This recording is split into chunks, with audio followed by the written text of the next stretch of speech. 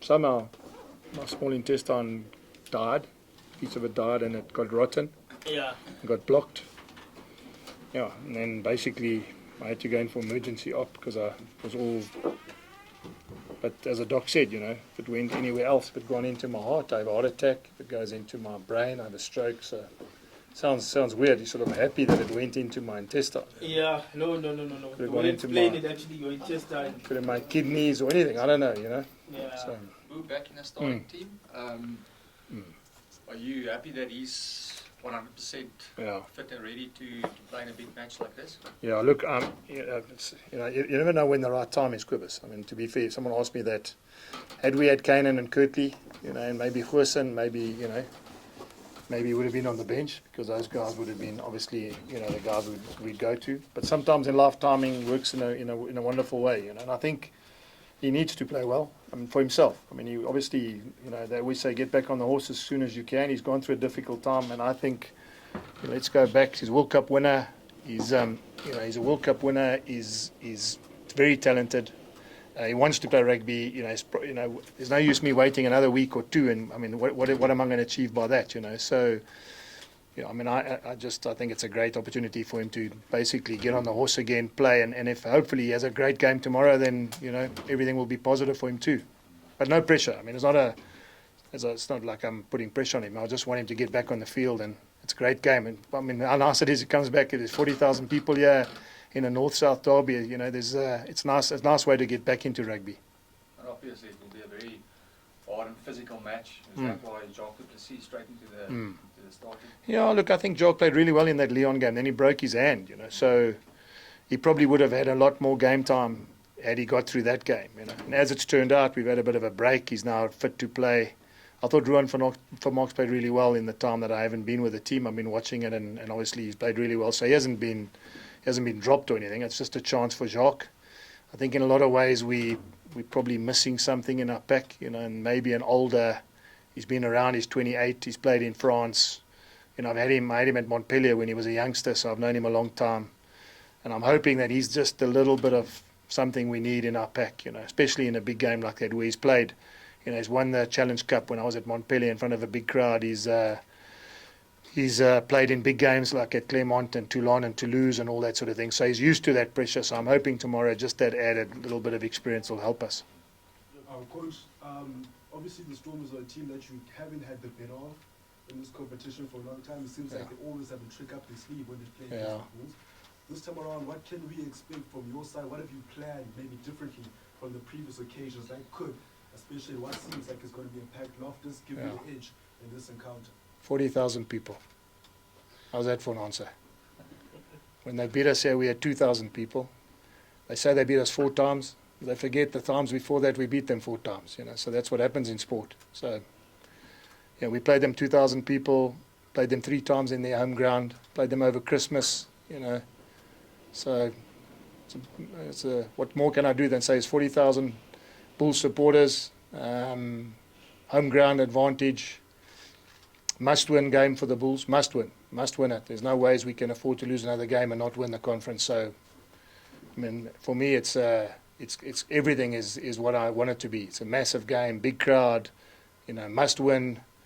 So there's going to be no surprises. I mean, if they don't expect that, then they're not in rugby. As you often speak about the difference in experience between the 2 packs these 2 teams play, it seems like it might be similar this time around, unless their Springboks are rested as well in their front row. Yeah, I don't know who they're going to play. I mean, every week they write this guy's playing, this guy's not playing. So, the one nice thing about our team is I can't play games with you. What I have is what I have. So, I mean, whether they bring guys, leave guys, rest guys, surprise me with any guys, it makes no difference. You've seen my team now. That's the team that's going to play, So all I can do is control what we can control, All these other noises from outside is not relevant to us. Jake, I mean, you spoke earlier in the season about playing your best rugby at the business end of the season. Exactly.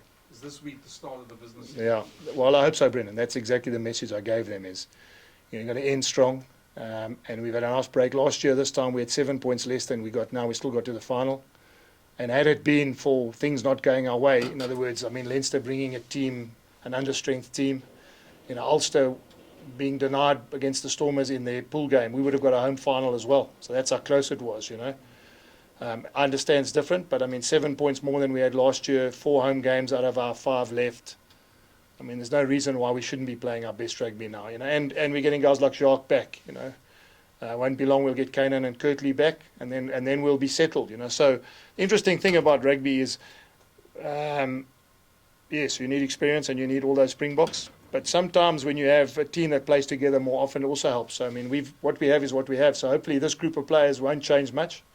And when you get 1 or 2 extra guys coming in, as opposed to other teams who have to really, you know, got a lot of numbers, you know, I'm hoping that this will be the first week that we'll start hitting our straps. And we haven't played well for a while. No, it is what it is. So I'm hoping that big crowd, great occasion, must-win game. It's the little thing we need is just to get it right. Just a step back from this weekend's game. I've heard it from other coaches as well, from the Lions, for instance. Do you want those December games, those 2 away games over Christmas, New Year?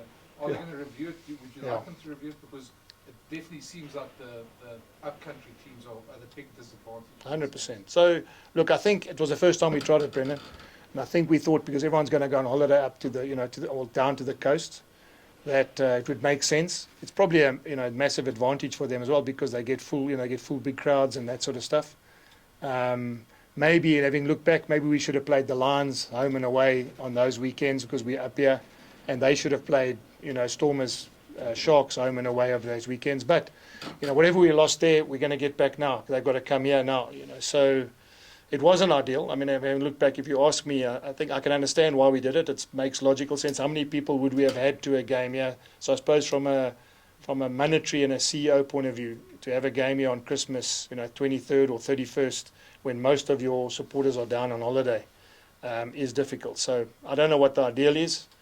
Unfortunately, there are more and more games and less weekends. So, you know, as it is now, we don't play next week, but the Sharks have to play because they missed out Ulster, and the Lions have to play because they missed Glasgow. So, yeah, it's I don't really know if I can answer that. I'd say it was a bit of a disadvantage. I can tell you going there on the 23rd and chartering a flight on the 31st to Durban and back is not really, you know, conducive to getting success away from home. Probably going to send it up a bit later, but maybe just explain to us, Goosen, Oh, yes. And how long he's out? Yeah, so he, funny enough, so I mean, he had an AC problem. We went and scanned it, and on the recommendation of the surgeon, he said, look, let's do it rather sooner rather than later. When he went in, the surgeon actually said, geez, I'm glad I did it because it was a mess in there. So we've cleaned out they've cleaned out his AC. Now it's much better. He's got no pain. They say about 6 weeks. Should be out the sling in 2 weeks. And then, you know, that's up to us. So hopefully, you know, if we don't use him for that away trip to Ulster and Toulouse, which is like 5th week and 6th week, we might use him in the Currie Cup to get some game time in the Currie Cup, so that by the time we get to the playoffs, you know, obviously, hopefully in both competitions or in all 3 competitions, well, both those competitions and then the Currie Cup, we'll be ready to play. Jake, sorry, just to follow up, is there a big setback for him regarding his chances? You know what, to be fair, one of the things I'm working on with him, Kobus, is I don't want him to put all his energy into the World Cup ambition. I think that's probably kept him back a little bit. You know, he's been trying so hard, I think probably too hard.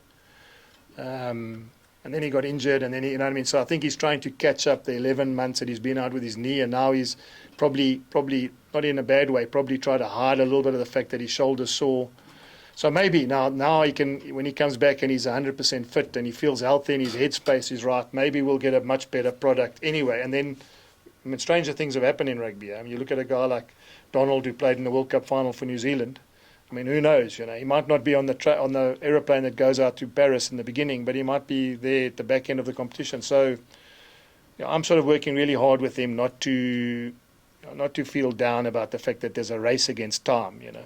I mean, I think he thinks he's 30 now, and this is probably the last sort of chance. But if you look at a guy like Morne Steyn, he's playing tomorrow in his 150th game. He's won 2 British and Irish Lions series. Who would have said that to him when he started playing? So rugby is a strange game, you know. Things can change so quickly. So yeah, I mean, I hope I've answered your question. You know, I don't know if from the selector's point of view, but you know, hopefully from my side, I'll help him get a little bit more prepared by the back end of the year. Well, Kobus has actually asked my question, so I'll just take this conversation rather differently. Jake, you've been an observer Yes. of the North-South derby as Yes. sport coach and as a rugby observer. You're now fully immersed Yes. in this particular game. Why does it bring out so much emotion? From both, Because from both sets of players? because you guys write all that other stuff you write every week. That's why. That's exactly why it happens, you know. You look for sound bites and then you say the wrong thing and then that's the headline. And I'm saying it's wonderful. I'm not meaning it's not knocking you. It's been like that since I can remember. I mean, when Brennan was a young journalist and we had, all those old Blue Bulls fanatic reporters, they would spice it up. And then in Cape Town, Louis would spice it up, and it's not going to change. I mean, that's one nice thing about it. I was a schoolmaster and I told people, I was a Jeppy. If the Jeppy Cares game was the biggest game in Johannesburg and I was the Jeppy coach and I was doing my job correctly, and if the Bulls Stormers game or Western Province Northern Transvaal game stays the biggest game in South Africa, then I'm doing my job.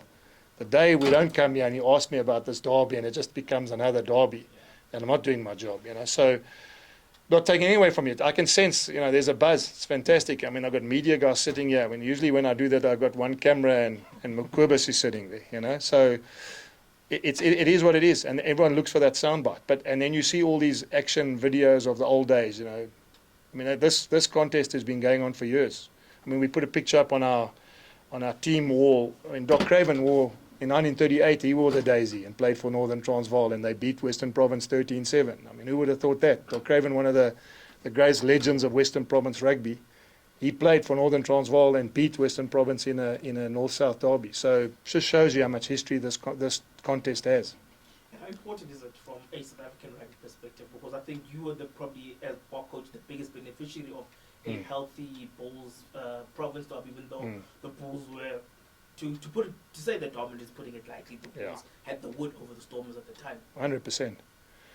Yeah, I mean, I was fortunate in that time. The Northern Transvaal side, or the Bulls side, and the Western Province side were very strong, But I'm sure guys before me, coaches before me, the Doc Cravens and all that, you look at the sides like in 1981, that Western Province side was phenomenal, I mean, I know we were in isolation, but if you look at that team just on paper, it's phenomenal what they had, Same as the Northern Transvaal sides. And then, how many Currie Cups between those two teams in the finals played against each other. So, yeah, I'm very happy. I mean, I'm happy that I can sit here as the Bulls coach and say to you, this is a big game. I mean, the reason I can say that to you is because we genuinely think this is the biggest game for this public. And the fact that we're getting 40,000 supporters just puts it on the map again. I think the Leinster-Munster game last year was about 32 or 33,000 people. If we get to a bigger crowd than that, just, again, highlights the fact how big this game is, So it's funny, these are the sort of games where I'm hoping that the youngsters get to understand what it's like. I just said to you just now, the caterers are arriving, and it was like when I was a youngster, I mean, Fridays, people are at the ticket office getting tickets. People are phoning you to find out whether or not you've got extra tickets. It's a little bit like it used to be, And when we're doing that, then at least we're doing our jobs. I think that's as coaches, that's our job. Our job is to get people to love rugby and support the team. And you mentioned the Irish teams in particular, because I think what's developed now in the URC is a kind of rivalry where in Super Rugby we saw that the bigger derbies were between the South African and New Zealand teams. What kind of message does the intensity of this derby send to a Munster and Leinster in terms of them trying to keep up and not having to travel to South Africa for playoffs? Yeah, look, I'm sure that they don't want to come here like we don't want to go and play them there, So, I mean, not because of any reason. Let's be fair, guys. The home ground advantage players, you look at across the competition, I think it's a 30% chance of winning an away game. That's just whether, yes, they're obviously outliers to that when Leinster beat teams because they haven't lost a game this year. So if you take them out of the equation, it's probably 20%. Shows you how good it is, how nice it is to play in your own stadium, But I don't think there's a message. I think if we probably learn from the fact that Munster, Leinster have 30-something thousand people. The challenge is we got to have that for our derby games as well. We can't have 20,000 people if we say we take rugby seriously and we say it's our national game. So, and that I can sit here and say to you that we hopefully get 40,000 means, as again, I'm repeating myself, this what a wonderful thing, guys. When last did you hear of a Northern Transvaal province game or a North-South derby where we might get 40,000 people? That's, for me, it's exciting. And finally, from my side, how are you dealing with the pressure of this game? Because you did mention that, as you answered Brennan's question, you are in a far better place than you were last year, but also you have kind of reached the point where you need to play finals rugby pretty much every weekend. You're the business end of the tournament. Yeah, look, I mean, I'm healthy. First time in a long time I've been healthy. You know, I had COVID on the 23rd of December when we played them. I had shingles last time we played them in the final. So I'm just going to get through tonight, and hopefully tomorrow morning I'll be feeling well. So, yeah, I mean, what more can I say? It's exciting for me. I mean, it is the business end, and it's. I mean, as I said, I'm excited to come to a stadium tomorrow when there's going to be a nice buzz. My job is just to make sure that I get these young guys that I've got in my squad to embrace that, because that's what it's all about. We want to play in these games. And I said to the boys now when I finish training, all the boys in bibs would love to be in your jersey. So make sure that if you're in that jersey, you do it proud, you know, because the boys in the bibs will swap with you now if you're not ready. Good morning, Jack. Hope you're well. Thanks, Ashfaq.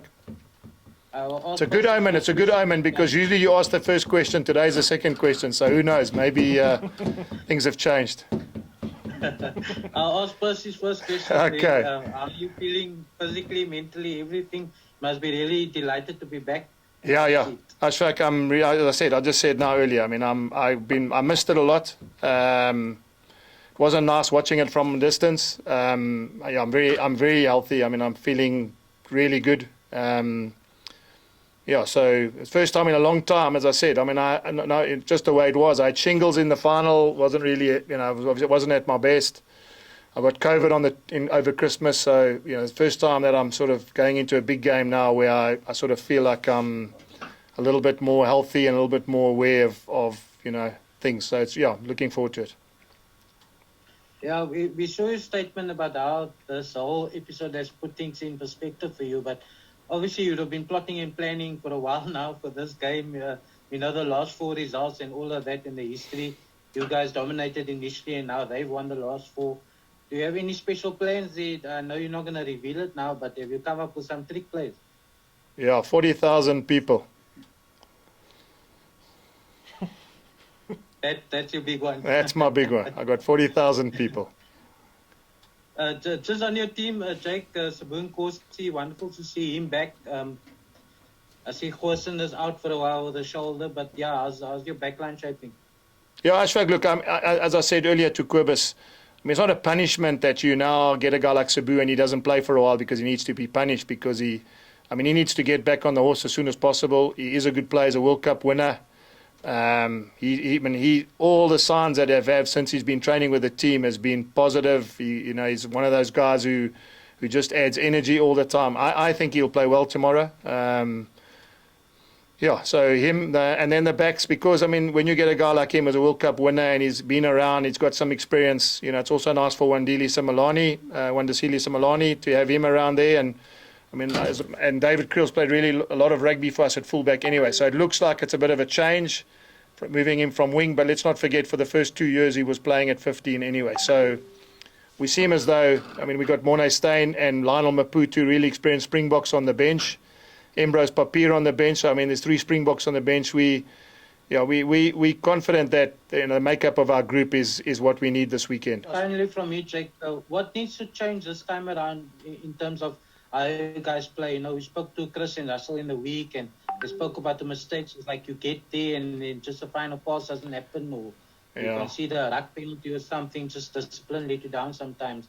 What needs to change this time to get one over the Stormers? Yeah, look, I think if I summarise everything they said, that's what I mean, we need to finish and we need to be accurate. But I think the one thing is we need to play for 80 minutes. I mean, we were 13 all in over Christmas and we let them score straight after half time. They scored 2 quick tries and then the game was gone, you know. So it was a little bit of moment of, I suppose, inaccuracy, a little moment of not concentrating, and then the game was gone, you know. So they are like that. I mean, to be fair, the Stormers are like that. You know, they can punish you from anywhere. They've basically swapped Warwick Kalan for Clayton Blommachi's like for like. You know, they've got Marnie's on fire when he's playing really good rugby now. He's been the form fly half, kicking everything over, running, sidestepping. So for me, it's just a simple thing. We've got to just concentrate for 80 minutes, Ashfaq. I think, we're good enough if we play for 80 minutes. We just got to make sure that we switched on for the whole game. How big of a challenge does the Stormers side pose at Loftus this time around? Ja, maklike vraag, Percy, ek weet nie wat hulle span is nie, so ek kan nie vir jou daai antwoord. Ek weet nie wat se span kom nie. Maar hulle is 'n goeie span. I mean, hulle is die URC kampioene. Hulle het diepte, dis dieselfde afrigtings groep met Dobson, Norman Lyke en Davie Snyman wat nou deur die jare met die juniors en seniors gewerk het. So ek dink van al die groepe, ek dink van al die URC spanne is hulle die afrigters wat die langste met daai unie was. So dit beteken baie en ek dink jy kan maar sien, dis hoekom hulle soveel jong spelers deurbring en dis hoekom hulle span lyk asof hulle elke week al maak hulle veranderings dat hulle ten minste goeie rugby speel. So ja, ek sê dit, ek weet nie wie kom nie, ek weet nie hoe lyk hulle span nie, maar ek dink gaan hulle nog steeds 'n baie ervare goeie span wees. Are you confident that Sbu is in a good or proper mental state to play at this level so soon after his break? Ja, so op Sbu en Nkosi, daar is nie 'n gegeewe tyd wat hy van die game af moet wees nie. Maar as jy dink, ek weet dit was 'n besering geweest, maar Sanatle was 4 maande uit met 'n besering, toe kom hy terug, toe speel hy redelik goed in die eerste naweek. So ek dink is 'n ander probleem. Ek praat nou oor depressie en dis nie 'n besering nie, maar nog steeds hy's uit die game uit. Ek is sonder twyfel met sy tyd saam met die span die laaste 10 dae is hy's bereid om te speel. Hy wil speel, hy wil graag speel en ek dink hy gaan goed vir ons wees môre. Jake, I'm glad you're back. Thanks, Simon. Good luck. Thank you. Listen, Jake, you probably did answer that when we were muted, but just for clarity's sake, if I remember correctly, on the 1st of November 2020, you played the Stormers at Loftus, and that there was that hell of a thunderstorm, and you were ahead 39-6, and that was about 60-second minute. Yeah. And obviously there was a lot of talk afterwards. It is obviously important if we look at the weather and all the conditions of the weather, and that the same applies. By halftime, you have to have your plan A, plan B, plan C in place. Yes. So Simon, what I just said, it's a very good question. So what was the score after 60 minutes? It was 39-6. Okay. They beat us the last 4 times. That's what we all hear. But anyway, that's so 39-6, and I think it was probably 39-6 after about 45 minutes as well. So we didn't score for a while at the back end of that game. But the interesting thing is, just for the reporters and for the journalists to understand, is in Currie Cup there was a Currie Cup game actually, if I remember. It was a Currie Cup game, wasn't it? Yeah. Okay, yeah, so it was. Yeah, so Currie Cup it's 40 minutes, and in URC it's 60 minutes. So the game has to go to 60 minutes for it to have a result, which is a bit different. So obviously they've got to get to a 60-minute cut-off time. So we get to half-time and the thunder and lightning comes, and the game's obviously called off unless we can get on the field in 30 minutes.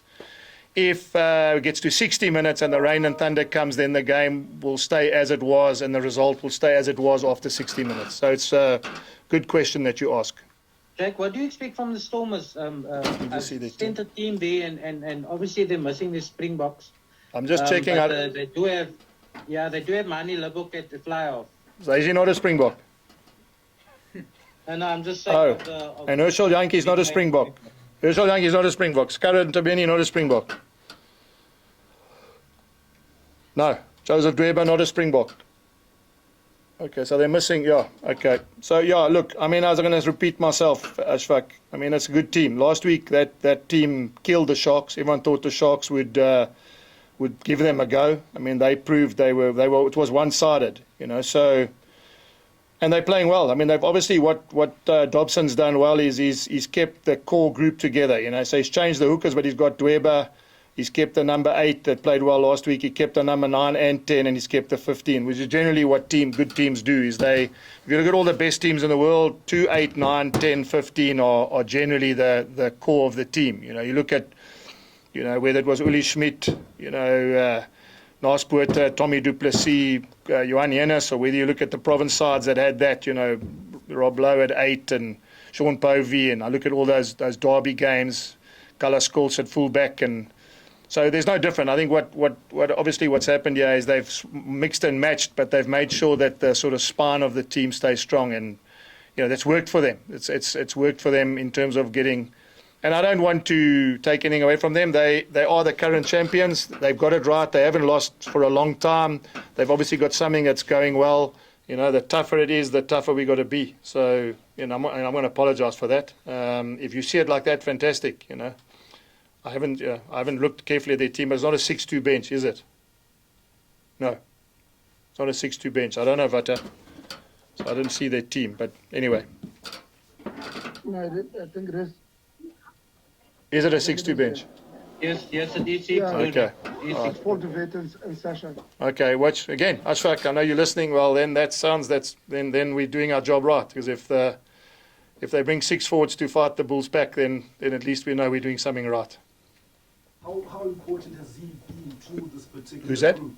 Morne Steyn. Oh, yeah. How important has he been to this particular youngish group that you had at the Bulls, even when he hasn't played? And also you spoke about telling the youngsters to embrace tomorrow's occasion. How are you going to ensure that there is a fine line between embracing and getting lost in the euphoria of that particular occasion? Are guys like Morne Steyn and Lionel Mapu going to be pivotal to that type of conversation? Exactly that. So, I mean, you've answered it for me in that's what their jobs are, is to make sure that they... But it's not different. I mean, the Stormers guys are coming here, also going to play in front of 40,000 people. When last did they play in front of 40,000 people? How are they going to handle the pressure? What's it like when they're under the pump? So, yeah, I mean, having coached a long time, guys, like 41 years of my life, the one thing I have learned, you bring Oosterrand back, you bring Monty back to the Springboks, you bring, you know, the challenge that you have is that they've got to lead from the front. And a guy like Morne has done that. I mean, he knows that Goosen's now out for 6 weeks, he gets a chance. It's fantastic for him. He might not have got a chance. If Goosen was playing now, he probably wouldn't have been involved, you know. So, and the one thing, let's be fair, Morne has done in his career is every time he's got a chance, he's taken it. You know, I mean, look at the Lions series. He wasn't supposed to play. He came in late. Next thing, he ends up being the hero of that, you know. So, yeah, I mean, it's not just him. It's Bismarck, du Plessis, what role that he plays. You know, you've got Jan Hendrik Wessel's a young hooker. You're learning from Bismarck all the time. And you need a balance. I feel comfortable when I look at that team, and I mean, I didn't even realize when I was talking, but Embro's a Springbok, Morne's a Springbok, Lionel's a Springbok, they're on the bench. I haven't been able to sit here for a long time and put 3 backs on the field, on the bench that are Springboks. You know, we generally started with youngsters, and I'm talking about when I started here in 2020. And now to get that caliber of guy on the bench, and other guys playing well ahead of them as well, and hopefully over the next couple of years, the Wilco Lows and those sort of players come in, also Springboks, and then our squad gets stronger and stronger. But I don't want to take anything away from the fact that tomorrow's must win. I mean, it doesn't matter what happens next year and we're coming and how strong our squad can be. This is an unbelievable opportunity for these guys in front of a big crowd to play their best rugby. And that's hopefully this time tomorrow, or not even Sunday, I can be sitting going, okay, we are where we want to be. Okay, thank you guys. Thank you.